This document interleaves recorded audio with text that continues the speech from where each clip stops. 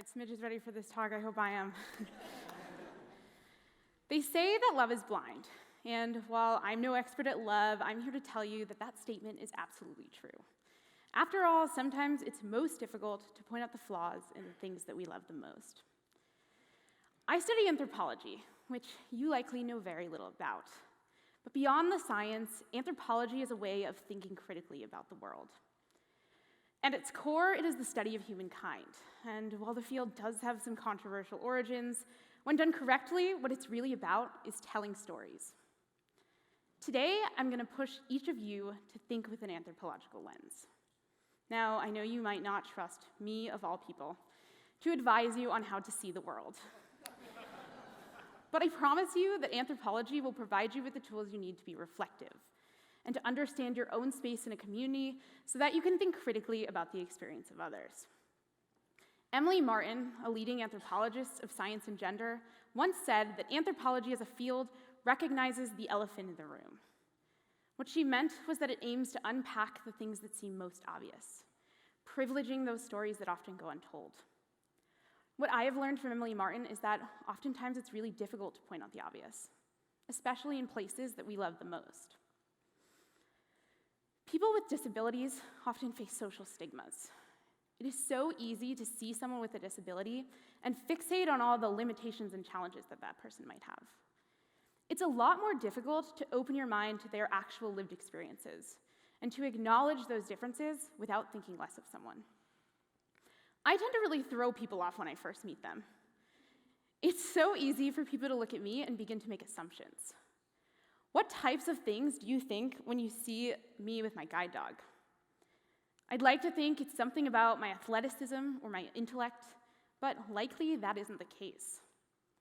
Oftentimes, when people see me, they see only my limitations. For the past 8 years, I've been a skier on the US Paralympic Alpine ski team.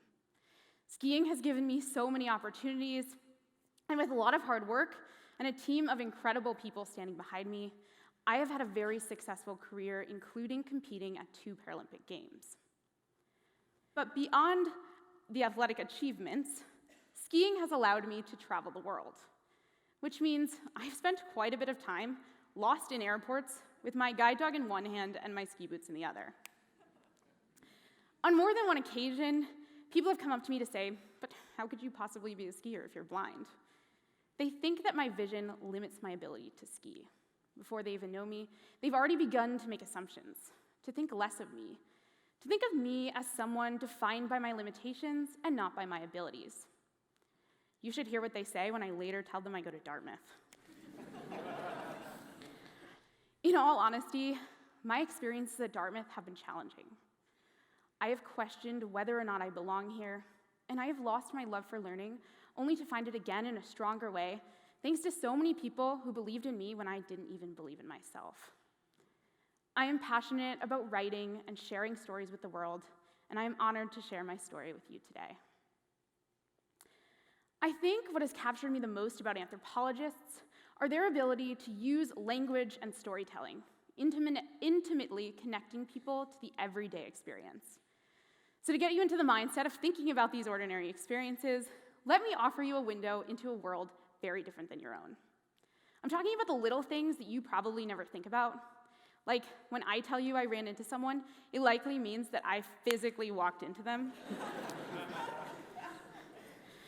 When I tell you I got lost on campus, it could mean that I somehow ended up inside the football locker room. A lot of people have these crazy drinking stories from college, but I completely redefine the meaning of beer goggles because when I talk about drinking, I wholeheartedly believe that I can see better. Everyone knows that feeling when you're in this conversation, you can't quite place the person that you're talking to, but think about it from my perspective when I have to use my other senses to figure out who I'm talking with. Oftentimes, I think people think I'm just really rude, but the truth is I have no idea who they are unless they introduce themselves or I recognize their voice. Oftentimes, while I'm on campus, I choose to jaywalk to save a couple seconds, even though when I do, I think to myself, this is it. This is how I die. Worth it for those 30 seconds, though, am I right? And finally, when I have to give a TEDx, I am forced to memorize every single word of the speech because unlike everyone else you will see up here, I do not have the privilege of being able to glance down at my notes if I need to. So I'm apologizing now if that catches up to me later on in this speech. I'm really glad I got you guys laughing. I think that it can be really dangerous when we take ourselves too seriously, and there is so much value in finding the lightness in all of life's absurdities. I share what seems like very trivial stories with you because they offer you a window into my world, let you see through my eyes for just a minute, and communicate to you that I am strong, I am vulnerable, and I am human. I was born with achromatopsia, which is a genetic eye condition that affects the photoreceptors in my eyes called cones. My cones don't work fully, and as a result, I am partially colorblind, extremely light sensitive, and have very poor visual acuity.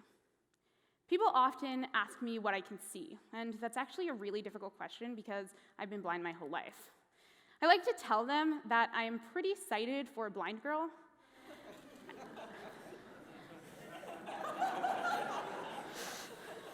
I can see a few feet ahead of me, but it isn't always clear, and when it's really sunny, it becomes a lot more difficult. My parents raised me exactly like my two completely sighted siblings. They taught me to have resilience, and with that, I've been able to pursue all of my deepest passions. So, when I got to Dartmouth, I honestly had no idea that my vision could even be a limitation. I had just competed in the 2014 Sochi Paralympic Games, and I got into my dream school. I chose to come to Dartmouth because I wanted a school that I could continue to ski at. Dartmouth's trimester systems allow me to take off at various points throughout the year in order to pursue other life experiences. I've taken off a few of my winters here, and I've even gone to school for 3 summers. I also have been riding horses for my whole life, and I wanted a school that I could continue to do that at. Dartmouth's D1 varsity equestrian team is by far my favorite. Hey, fam. Dartmouth's D1 varsity equestrian team is by far my favorite activity I'm involved in on campus, and the barn has been a home for me throughout my time here. I love to be challenged academically, and I was so excited for all of the growth that Dartmouth would provoke. But for my first 2 years here, I was convinced that I didn't belong. It started with those normal insecurities that every first-year Ivy League student has. That gut feeling that you aren't smart enough to be here. When I started struggling in classes, I thought, this has to be my fault.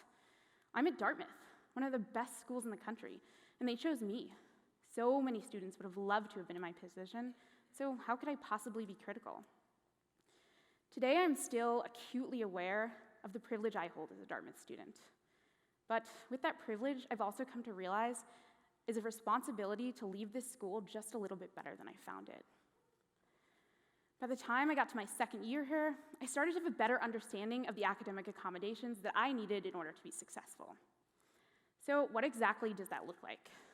For me, it's things like test readers, note takers, and lab assistants, and accessible course material on my laptop in a format that I can read. For other students with disabilities, these accommodations might look different.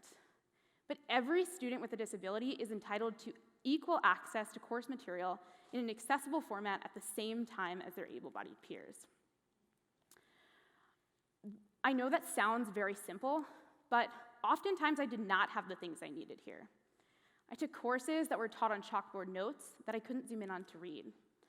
I was given accessible homework assignments minutes before I was supposed to go into class, and once while I was taking organic chemistry, I was given accessible study material while I was sitting in the final.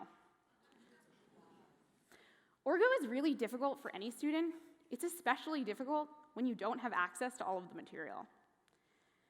Through these experiences, I learned to advocate for myself in ways I never thought I would have to.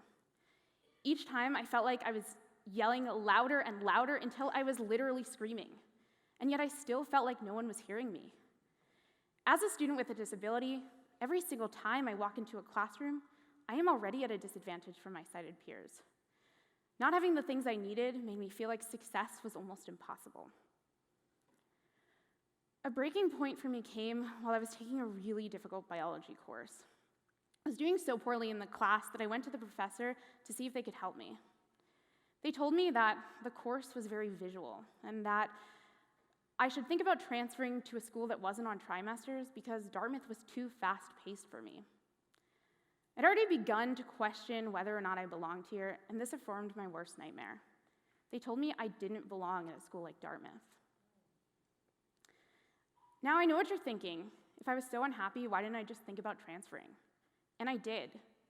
I could have just gotten up and left. But if ski racing has taught me anything, it's that it isn't about being perfect. It's about having courage. Being able to embrace the crashes and standing up after those moments just a little bit stronger. Leaving Dartmouth, for me, would have felt like giving up. And I've never really been one to back down from a challenge. I'm lucky to come from a background that gave me the support I needed to get my voice heard. After exhausting all other resources, I was left with no other choice but to consult a lawyer. Choosing to file a lawsuit against Dartmouth was one of the most difficult decisions of my life. Not only did I have to relive so many experiences that made me question myself and my place in the world, but I was also forced to navigate the politics of an active lawsuit at a school that I was enrolled at. At times, this felt overwhelming, but having the people I loved who supported me gave me the courage to continue fighting. I knew that if I could make the experiences of other students just a little bit better, it would all be worth it. My parents had the means to intervene and the fight to continue to ensure I was being treated fairly. I am very aware that many students with disabilities are not that lucky, and that is a responsibility that I take very seriously. But I realized that that quickly became a double-edged sword because I started to feel like my successes and failures here were indicative of whether or not other students would have those opportunities in the future. I didn't want to perpetuate stereotypes. And so every time I struggled in a course, I felt like I wasn't just letting myself down, I was letting a whole community down.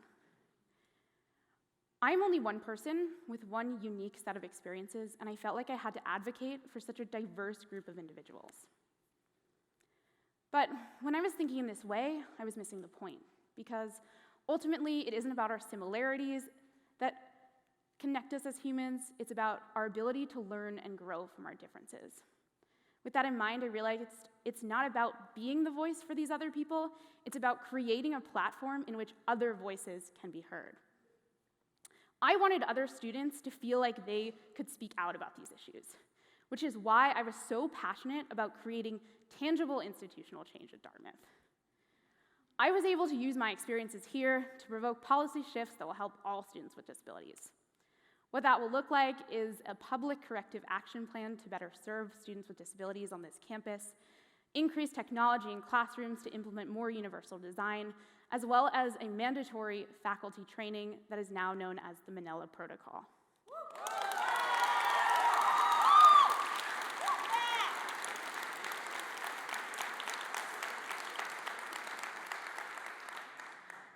I am really proud of these changes, and I hope that it will push Dartmouth to have a more inclusive culture here, as well as inspire other institutions to prioritize equal education for students with disabilities. So, the beauty of anthropology is that it creates living bridges, minimizing gaps between individuals. But bridges are grounded on both sides of a divide, which means that uncomfortable change has to happen at both ends. For me, that was embracing feelings of vulnerability and continuing to fight for the things that I needed. For Dartmouth, that was changing old ways to new and better ones. But bridges are more than just structures connecting locations. They're metaphors for us to think and act with, tools to foster intellectual accessibility, to connect ideas, to broaden perspectives within diverse communities, and to expand access, especially to individuals who are on the margins. These bridges allow me, a legally blind student at Dartmouth, to stand up here and talk to you. These bridges allow you to make that decision, to stand next to me or to continue watching me in my quest for more inclusive education. These bridges push you to think like an anthropologist, to stay curious, to empathize with individuals whose experiences are vastly different than your own, creating whole new ways to connect and share ideas worth spreading. Thank you.